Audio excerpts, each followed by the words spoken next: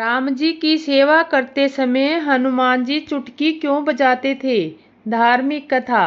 एक बार की बात है कि श्री राम के छोटे भाई भरत ने अपने भाइयों और सीता जी से कहा कि प्रभु की सारी सेवा हनुमान जी ही कर लेते हैं, हमारे लिए तो कुछ करने को बचता ही नहीं।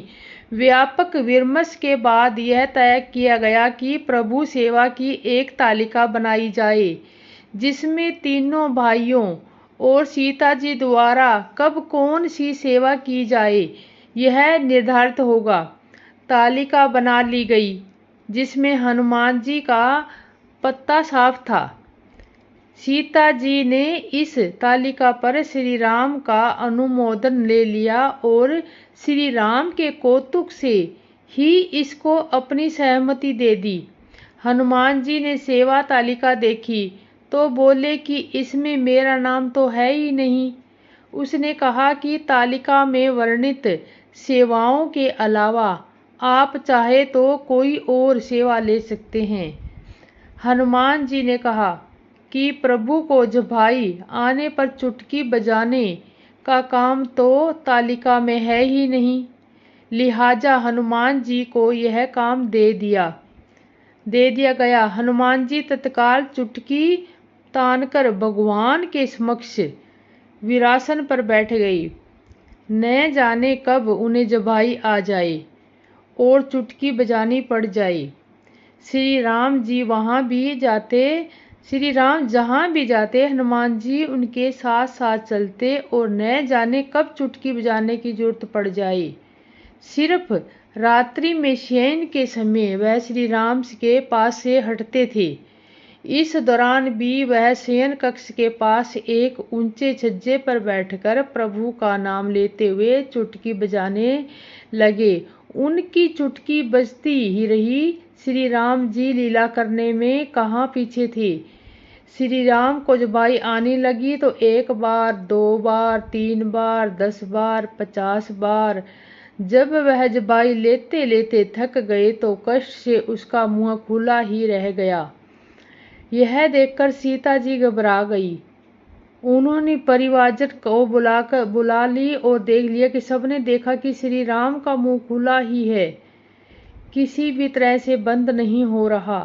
चिकित्सक आए, दवाएं दी गई, लेकिन कोई लाभ नहीं हुआ। यह सब जानकर समाचार सुनकर कुल गुरु वशिष्ठ जी और वहां पहुंच गए। प्रभु श्री राम ने उन्हें प्रणाम किया, किंतु मुंह खुला होने से कुछ बोल न सके।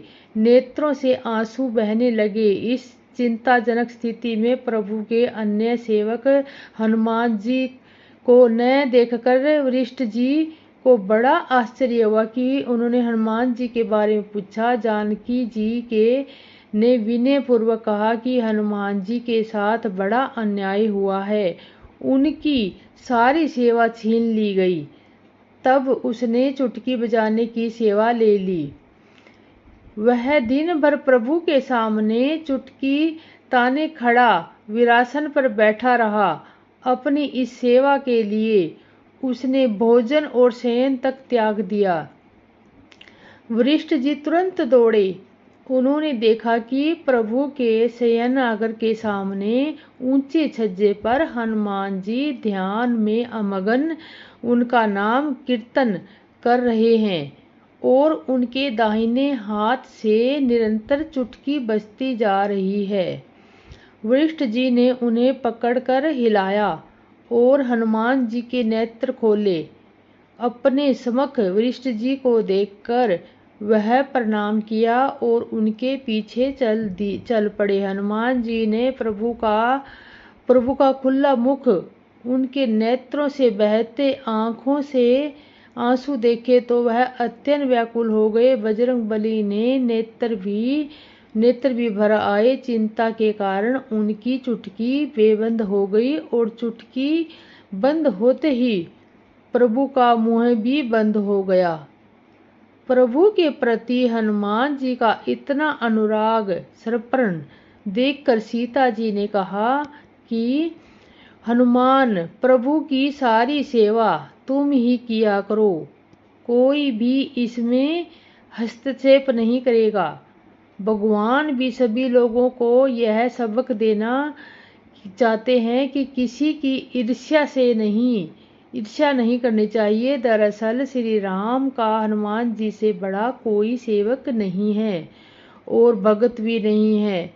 वे दोनों एक दूसरे को दो तन एक प्राणी ही हैं। दोस्तों, आपको कहानी कैसी लगी? लाइक करें, सब्सक्राइब करें और आने वाली वीडियो की नोटिफिकेशन आपको मिलती रहेगी। जय सिया राम। जय सिया राम।